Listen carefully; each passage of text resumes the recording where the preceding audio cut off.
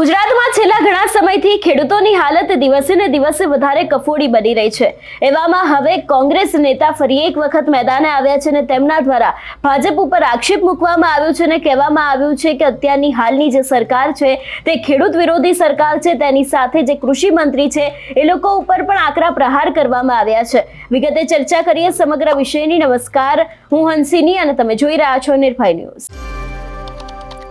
ગુજરાતમાં અત્યારે હાલ ખેડૂતની પરિસ્થિતિ શું છે તેના વિશે સૌ કોઈ જાણે છે, પરંતુ હવે આ મામલે ફરી એક વખત કોંગ્રેસના નેતા મનહર પટેલ મેદાને આવ્યા છે અને તેમના દ્વારા કહેવામાં આવ્યું છે કે ભાજપના શાસનમાં ખેડૂત ખેતી કે ખેતીની કોલેજની જે અત્યારે હાલત છે તે દિવસે ને દિવસે વધારે ખરાબ થતી હોય એવું લાગી રહ્યું છે। અત્યાર સુધી જેટલા પણ કૃષિ મંત્રી ભારતીય જનતા પાર્ટીમાંથી રહ્યા છે એ લોકો દ્વારા ખેતીની કોલેજો તો શરૂ કરવામાં આવી છે, પરંતુ આ કોલેજની હાલત અત્યારે હાલ કેવી છે તેના વિશે શું કોઈ જાણે છે કે કેમ તેવા સીધા જ સવાલ પૂછ્યા છે। એટલું જ નહીં, અત્યારે હાલ ભારતીય જનતા પાર્ટીના શાસનમાં ખેડૂતોની હાલત કેટલી કફોડી બની છે એ વાતને લઈને પણ આક્ષેપ મૂકવામાં આવ્યા છે। વધુમાં મનહર પટેલે શું કહ્યું સાંભળીએ। ગુજરાતમાં દાદાની સરકારે એટલે કે ડબલ એન્જિનની સરકારે મંત્રીમંડળમાં ખૂબ મોટા ફેરફાર કર્યા, કૃષિ મંત્રી પણ બદલ્યા। પૂર્વ કૃષિ મંત્રીઓ જેટલા પણ ભાજપાની સરકારે આપ્યા હતા એ તમામ કૃષિ મંત્રીઓની એક સરખી માનસિકતા, ખેડૂત ગામ અને ખેતી પ્રત્યે બિલકુલ બેધ્યાન। એના કારણે દિવસે ને દિવસે ખેડૂત ખેતી અને ગામડું ભાંગતા ગયા। ખેતી પ્રત્યે ખેડૂતોને વિશ્વાસ જે ઊભો થવો જોઈએ આવકનો, એવો વિશ્વાસ આ ભાજપાની સરકાર ડબલ એન્જિનની સરકાર ન આપી શકી। આજે 24/7 ખેડૂત ખેતર ઉપર કામ કરે, પરિણામ નથી મળતું, પોષણક્ષમ ભાવ નથી મળતા, દેવું દિવસે દિવસે વધતું જાય છે। કોઈ વિકલ્પ ન હોય તો અમુક ખેડૂતો ન ભરવાના પગલાં ભરી અને છેલ્લું પગલું ભરે છે અને જીવન ટૂંકાવે છે। આ સંવેદના સાથે જોડાયેલો વિષય છે। કૃષિ મંત્રીને અમે અનેક વખત કાગળ ઉપર મીડિયાના માધ્યમથી ટીવી ચર્ચાઓમાં અમે વાતો મૂકીએ છીએ કે તમે ગંભીરતાપૂર્વક ખેતીના વિષયને સમજો અને ખેતીના પ્રાણ પ્રશ્નોને એના પરિઘમાંથી બહાર કાઢો। પરંતુ દુર્ભાગ્ય ગુજરાતના અન્નદાતાઓનું છે। 54 લાખ ખેડૂતોને 122 લાખ હેક્ટર જમીન ઉપર અન્નદાતાઓ દિવસ રાત પરસેવો પાડે છે, પરિણામ નથી મળતું। અમે સવાલ પૂછીએ છીએ, કોંગ્રેસ પક્ષ સવાલ પૂછે છે, ખેડૂત સંગઠનો સવાલ પૂછે છે, એટલે સીધા અમારા કોંગ્રેસ કાર્યકાળના 25 વર્ષ પહેલા પાછળ જતા રહે છે અને 25 વખત સંભળાવે છે। અમે અનેક વખત વિનંતી કરીએ છીએ કે ભૂતકાળના 25 વર્ષને તમે યાદ કરવાથી, ખૂબ યાદ કર્યા, યાદ કરવાથી વર્તમાન સુધારી શકતા નથી, વર્તમાનની પરિસ્થિતિ ખેડૂતની સુધરતી નથી। અને જો વર્તમાનની પરિસ્થિતિ ખેડૂતની સુધરી જતી હોય તો હું તો કહું છું રોજ તમે સપ્તાહ બેહાડો કોંગ્રેસને ગાળો દેવાની। દુર્ભાગ્ય એ છે કે દેશના અન્નદાતાઓને પણ મારી વિનંતી છે કે સીધી રીતે આપણને શું લાગુ પડે, સરકાર ક્યાં આપણને મદદરૂપ થઈ શકે, એના ઉપર ધ્યાન કેન્દ્રિત કરીએ। જાતિ ધર્મ ભેદભાવ આ બધી માયાજાળ બધી બંધ કરી અને સીધી રીતે તમારા આંસુ લૂસવા માટે, તમારા દુઃખ દર્દમાં કે તમારી પ્રશ્નો પીડામાં ભાગ લેવા માટે સરકાર કેટલી તત્પર છે, એને સૂઝ પડે છે કંઈ તમારા કામમાં?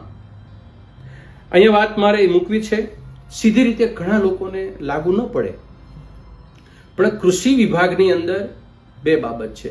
એક સીધું ખેડૂતને લાગતો ખેતીવાડી વિભાગ છે અને બીજું ખેતીના વિષય સાથે ચાલતી કૃષિ યુનિવર્સિટી છે। આ કૃષિ યુનિવર્સિટી 1972માં અમલમાં આવી ત્યારથી એના 3 કામો હોય છે: કૃષિ શિક્ષણ, કૃષિ સંશોધન અને કૃષિ વિસ્તરણ। શિક્ષણની અંદર વિદ્યાર્થીઓ ભણે, કૃષિને લગતા તજજ્ઞો તૈયાર થાય, એમાં ડોક્ટરેટ ડિગ્રી સુધી ભણે અને ગુજરાતની કે દેશની ખેતીને સદ્ધર બનાવવા માટે પોતાના આયામ પાયામ એ ખેડૂતોની વચ્ચે મૂકે, એવી ખેતીમાં આ ખૂબ મહત્વની બાબત છે।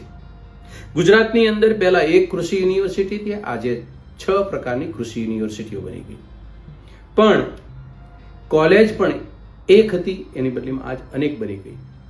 દુઃખ સાથે કહેવાનું મન થાય, ઇન્ફ્રાસ્ટ્રક્ચરને માળખું સરકાર તો મોટું કરી રાખે છે, પ્રશ્નોનું નિવારણ નથી। જેટલા કૃષિ મંત્રીઓ આવે ગુજરાતમાં એટલે એના વિસ્તારમાં ખેતીવાડી કોલેજ શરૂ કરી દે, જેટલા ખેતી મંત્રી બને એના પોતાના વિસ્તારની અંદર કંઈ ને કંઈ માળખાગત સુવિધા ઊભી કરી લે, કરે એનો વાંધો નહીં, કરવી જોઈએ। હું તમને એક દાખલો આપું, દિલીપભાઈ સંઘાણી નામના કૃષિ મંત્રી આવ્યા, એને પોતાના મત વિસ્તારની અંદર અમરેલીમાં ભંડારીયા ખાતે કૃષિ કોલેજ શરૂ કરી. આજની તારીખે એની અંદર સ્ટાફ કેટલો? 70% જગ્યાઓ ખાલી અને યંત્રવત રીતે કોલેજ ચાલે છે. બીજી બાબત, બાબુભાઈ બોખીરિયા છે, એ કૃષિ મંત્રી બન્યા, ખાપટની અંદર એગ્રીકલ્ચર કોલેજ શરૂ કરી. આજની તારીખે તે એ સ્ટાફની અંદર 50%, 60%, 70% જગ્યાઓ ખાલી. બીજા એક મંત્રી બન્યા, એ મંત્રી મોહનભાઈ કુંડારિયા કેન્દ્રમાં બન્યા, એને સિત્સર અને મોરબીની અંદર એગ્રીકલ્ચર કોલેજ અને ડિપ્લોમા એગ્રીકલ્ચર કોલેજ શરૂ કરી. સાહેબ, દુઃખ સાથે કહેવાનું મન થાય, મોરબીની અંદર 2 વર્ષથી આ 3જું વર્ષ ચાલે છે, બીએસસી એગ્રીકલ્ચર કોલેજ છે. 50 હેક્ટર જમીન એમને એક્વાયર કરી છે, ત્યાં બંજર છે, હજી સુધી ત્યાં આગળ બિલ્ડિંગ બનાવવા માટે પથ્થર નથી નાખ્યો. આ તમામ વિદ્યાર્થીઓ જુનાગઢની એગ્રીકલ્ચર કોલેજના બિલ્ડિંગમાં એ જ ક્લાસમાં ભણી રહ્યા છે. ડિપ્લોમા એગ્રીકલ્ચર કોલેજ છે એક સિત્સરની અંદર, એ 7 વર્ષથી ચાલે છે. આ તમામ વિદ્યાર્થીઓ જુનાગઢમાં ભણે છે. તમે મને સામાન્ય સવાલ પૂછવાનું મન થાય, આ સરકારને પૂછવાનું મન થાય, આ બંને કોલેજના વિદ્યાર્થીઓને જુનાગઢમાં જ ભણાવવા છે, તો સિત્સરની મોરબીની માન્યતા શા માટે આપી? ત્યાં કશું તમારે કરવાનું નથી. ખાલી માત્ર વિધાનસભામાં પાટલી થપથપાવવાની ગુજરાતની જનતા વચ્ચે એક ડોળ કરવા માટે જ આ વસ્તુ કરી. જનતા તમને ઓળખી ગઈ છે, પણ આ મુદ્દાઓ જનતા સુધી પહોંચતા નથી. એટલે મારી કરબદ્ધ પ્રાર્થના છે, ખેડૂત સાથે, ખેતી સાથે, ખેતી ઇન્ડસ્ટ્રી સાથે સંકળાયેલા લોકોને આ માનસિકતા તમે ભાજપની ચેક કરો. અને છેલ્લે મને કહેવાનું મન થાય, કૃષિ મંત્રી તરીકે રાઘોજીભાઈ હમણાં નિવૃત્ત થયા, હવે એમને પોતાના મત વિસ્તારમાં જામનગરની અંદર એગ્રીકલ્ચર કોલેજ શરૂ કરી. જે 2 કોલેજના બિલ્ડિંગ જે કૃષિ મંત્રી 5-7 વર્ષથી બેઠા છે મોરબી અને સિત્સરમાં, એ બનાવી ન શક્યા કોલેજનું બિલ્ડિંગ, એ જ કૃષિ મંત્રી પોતાના મત વિસ્તારમાં પણ કોલેજ બનાવે છે. એ પણ જૂન મહિનાની 2025ની અંદર શરૂઆત કરી દીધી. એના વિદ્યાર્થીઓ ક્યાં ભણે? પાછા એના વિદ્યાર્થી તરઘડિયા ફાર્મમાં ભણે. તરઘડિયા ફાર્મમાં કયા બિલ્ડિંગમાં ભણે? તો કે તરઘડિયા ફાર્મનું ગેસ્ટ હાઉસ હોય એની અંદર વિદ્યાર્થીઓ ભણે. આથી મોટી બદકિસ્મતી ગુજરાતના એગ્રીકલ્ચર ડિપાર્ટમેન્ટની, સરકારની અને વિદ્યાર્થીઓની બદકિસ્મતી કહેવાય કે જેને તમારે ઇન્ફ્રાસ્ટ્રક્ચર બેઝ તમારે આયામ પાયામ આપવા નથી, અને તમે મોટી મોટી વાતો કરવા અને કાગળ ચિતરવા માટે અને રેકર્ડ બનાવવા માટે તમે આવી બધી પ્રવૃત્તિ અને ગુજરાતની જનતાની આંખમાં ધૂળ નાખવાનો ધંધો કરવાનો.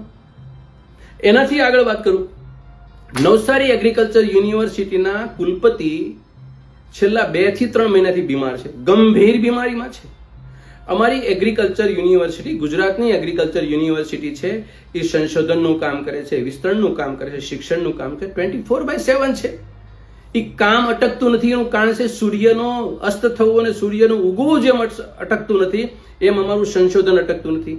આજે પણ ત્યાં આગળ ઇન્ચાર્જ કુલપતિ પણ મૂક્યા નથી, જગ્યા ખાલી, તમામ કામ ઠપ.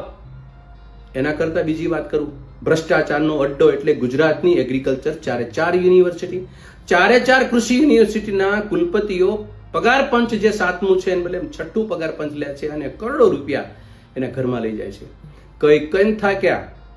ગુજરાતની સરકારને ન બોલવાના શબ્દો બોલ્યા છીએ, ન કહેવાનું એટલી વખત લખીને આપ્યું છે.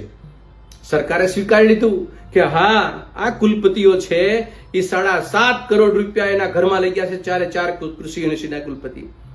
એનું વસૂલાત કરવા માટેની હિંમત નથી. સાહેબ, સવાલ એ છે કે આટલી બધી નિર્માલ્ય પરિસ્થિતિની અંદર ગુજરાતની સરકાર ચાલે છે. આનો ધણી કોણ છે એ અમને સમજાતું નથી. નહીંતર ધણી પાસે પણ અમે વાત કરી શકીએ કે ગુજરાતની બદકિસ્મતી કરવાનું બંધ કરી દો. આ મેં વાત કરી, દરેક લોકોને કદાચ મેં વાત કરી એમ કે નહીં લાગુ પડતી હોય, પણ આપ સૌ જોડાઓ કે જે રીતે એગ્રીકલ્ચર કોલેજની પરિસ્થિતિ છે એવી તમામ કોલેજોની પરિસ્થિતિ છે. મંજૂરી કંઈક લે અને ચાલે કંઈક, વિદ્યાર્થીઓ કંઈક ભણે અને એને સગવડતા હોય ન હોય અને મોટી મોટી ફી લઈને પૂરું કરે છે. આમાં કઈ રીતે ગુજરાતની ખેતીવાડીની સદ્ધરતા, ખેતીવાડીમાં જે કંઈ જરૂરિયાતોના આયામ પાયામ સિદ્ધ કરી શકવાની છે? ફરી સરવાળો કરું, ગુજરાતના કૃષિ મંત્રીને અનેક નિયમે આ કહી ચૂક્યા છીએ. તમારી સામે પણ આ ચેલેન્જને પડકાર છે અને તમારી સામે પ્રશ્નોની વાત મૂકી રહ્યા છીએ. જ્યાં આગળ કૃષિ યુનિવર્સિટીની કોલેજો ચાલે છે એ જગ્યાએ જ વિદ્યાર્થીઓનો અભ્યાસ થવો જોઈએ, અથવા તો એ માન્યતા રદ કરો અને વિદ્યાર્થીઓને ઓફિશિયલી જ્યાં ભણે છે ત્યાં જ એની માન્યતા અપાવો. સર્ટિફિકેટ મોરબીનું લે છે, સર્ટિફિકેટ જામનગરનું લે છે, સર્ટિફિકેટ સિત્સરનું લે છે, વિદ્યાર્થી ભણે જુનાગઢમાં. કઈ ટાઈપનો વહીવટ છે? કોઈ ખાનગી રાહે કોઈ આવું કરે તો એને તમે પરમિશન આપશો? મારે એગ્રીકલ્ચર કોલેજ શરૂ કરી છે, મને પરમિશન આપશો? આવી રીતે હું કોઈ જગ્યાએ ભણાવું અને હું કોઈ જગ્યાએ પરમિશન લઉં? આ માનસિકતા એને અને આ ડોળ, આ પરિસ્થિતિ કે આ કારણોસરને શું એવી નોબત આવી ગઈ સરકાર પાસે કે આવી બધી પરિસ્થિતિમાં આપણે વહીવટ કરવો પડે છે? ગુજરાતની સરકારને તો મેં વારંવાર કીધું છે, પણ ગુજરાતના ખેતી, ખેડૂત અને ગામ સાથે સંકળાયેલા અભ્યાસુ લોકોની સામે પણ પોતાનો અવાજ ઉઠાવે, આવી વાસ્તવિકતાના દર્શન ન કરાવે. જે પરિસ્થિતિ છે, જે છે એને આપણે સ્વીકારીએ. વધારે પડતું આ કરી અને જે કામનું ન હોય એના માટે આપણે મૂકીએ એ બરાબર નથી. આ લાગણી અને ભાવના સાથે ખેડૂતને, ખેતીને અને સદ્ધર બનાવવા માટે અમારા પ્રયત્નો કાયમના માટે છે. સરકાર અમને સપોર્ટ આપે, મદદ કરે. આભાર. તમારું શું માનવું છે આ વિષયને લઈને અમને કમેન્ટ કરીને ચોક્કસથી જણાવજો. તેની સાથે અમારી ચેનલ નિર્ભય ન્યૂઝને લાઇક, શેર અને સબસ્ક્રાઇબ કરવાનું ભૂલશો નહીં. નમસ્કાર.